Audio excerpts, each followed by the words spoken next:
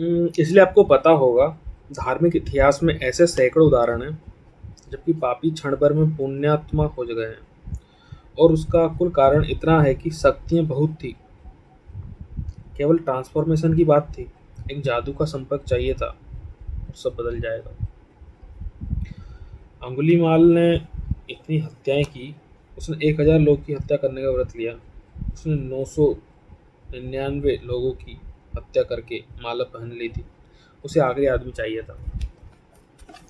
जिस जगह खबर हो जाती थी अंगुलीमाल है, वहाँ रास्ते निर्जल हो जाते थे,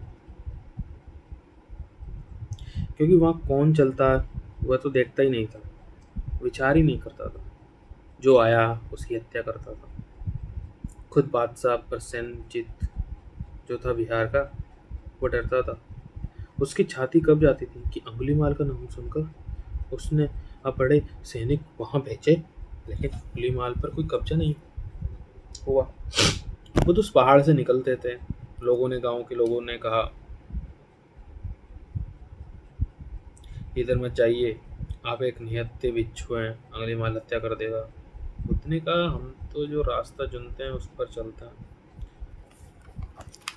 और किसी की वजह से उसको बदलते नहीं बदलते। ऐसे पढ़ता हूँ मैं, मुझे ही लगे।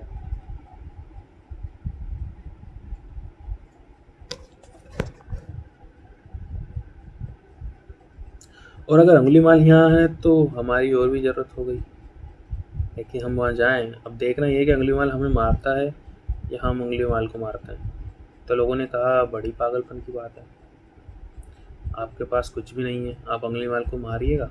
निहत्थे कमज़ोर बुद्ध। और अंगुलीमाल बड़ा बिल्कुल दैत्य जैसा आदमी।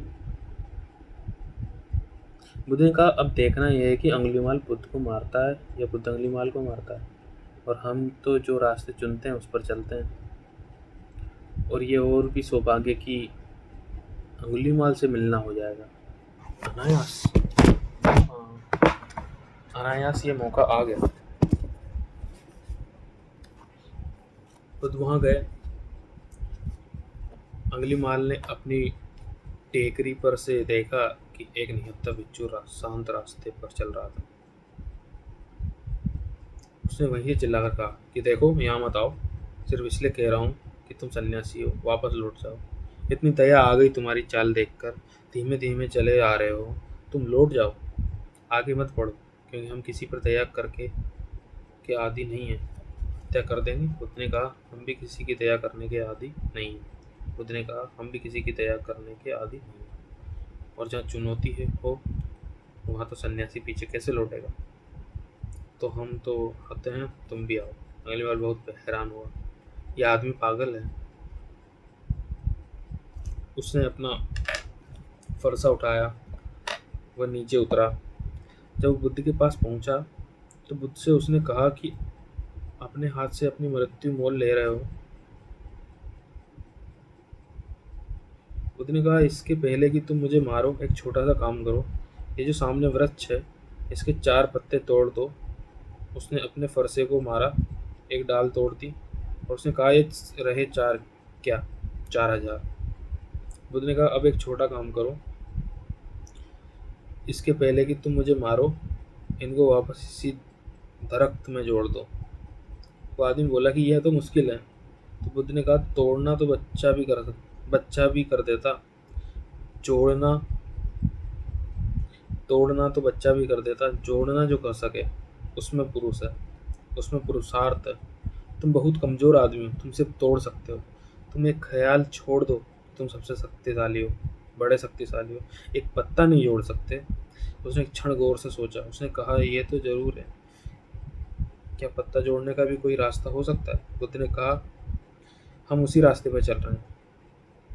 उसने गौर से देखा, और उसके स्वाभिमान को पहली दफ़ा ये पता चला, मारने में कोई मतलब नहीं है, मारना कमज़ोर भी कर सकता है। तो उसने कहा, मैं तो कमज़ोर नहीं हूँ, मैं अब क्या करूँ? बुद्ध ने कहा, मेरे पीछे आओ। बस उस दिन भिक्षा मांगने गांव में गया, बिच्छू हो गया वह। गांव में भिक्षा मांगने गया, सब लोग डर के मारे अपने मकानों पर चढ़ गए, उसको पत्थर मारे, वो नीचे गिर पड़ा, लहलुहान हो गया। उस पर पत्थर पड़ रहे हैं। बुद्ध उसके पास आए और उससे कहा, अंगुलीमाल, ब्राह्मण अंगुलीमाल, उठो, आज तुमने पुरुषार्थ को सिद्ध कर दिया है। जब उनके पत्थर तुम्हारे ऊपर पड़ रहे थे तो तुम्हारे हृदय में जरा भी क्रोध नहीं आया, और जब तुम्हारे शरीर से लहू गिरने लगा और तुम जमीन पर गिर गए, तब भी तुम्हारे हृदय में उनके प्रति प्रेम ही भरा हुआ था। तुमने अपने पुरुष को सिद्ध कर दिया और तुम ब्राह्मण हो गए। प्रसेनजीत को खबर लगी तो मिलने आया बुद्ध से कि अंगुलीमाल परिवर्तित हो हुआ है। वो आकर बैठा। उसने कहा, हम सुनते हैं कि अंगुलीमाल साधु हो गए हैं, क्या मैं उनके दर्शन कर सकता हूँ? बुद्ध बोले, जो बगल में बिच्छू मेरे बैठे हुए हैं वो अंगुलीमाल है। प्रसेनजीत ने सुना, उनके हाथ पैर कांप गए।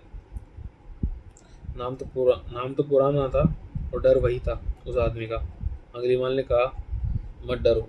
वो आदमी गया। वो शक्ति जो उस आदमी की थी परिवर्तित हो गई। अब हम दूसरे रास्ते पर हैं। अब तुम हमें मार डालो तो हमारे मन से तुम्हारे प्रति कोई अशुभ आकांक्षा नहीं उठेगी।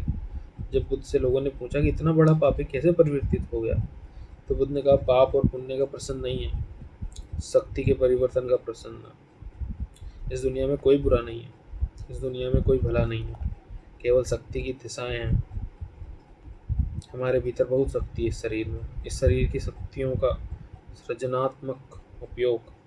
तो एक तो मैंने कहा कि जब भावावेश उठे तो आप शरीर के किसी अंग से उस भावावेश का उपयोग कर लें, उसे एक्सरसाइज में उपयोग कर लें। दूसरी बात, अपने जीवन में कुछ सृजनात्मक काम सीखें। हम सब गैर सृजनात्मक हैं। पुराने दिन थे, कल मैं बात करता था, रात पुराने थे। एक गांव में एक आदमी जूता बनाता था, और कोई इसके जूते को पहनता था तो वो गौरव से कहता था कि मेरा बनाया हुआ जूता है। एक सर्जन का आनंद था। एक आदमी गाड़ी का चाक बनाता था तो मेरा बनाया हुआ है। आज दुनिया में सृजन का कोई आनंद नहीं रह गया है।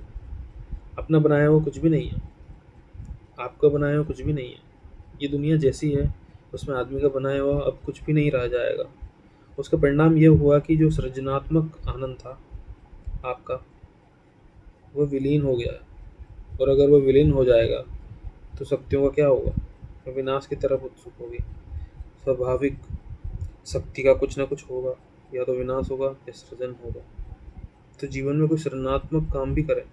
सृजनात्मक मतलब जो सिर्फ आप अपने आनंद के लिए निर्मित कर रहे हैं।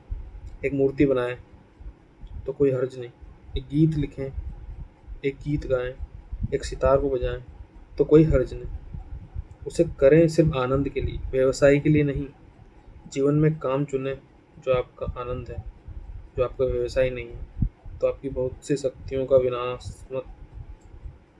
विनाशात्मक रुख परिवर्तित होगा और वे सृजन में लगेगी।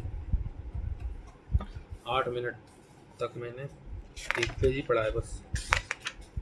वेरी गुड, मतलब 8 मिनट में एक पेज हुआ।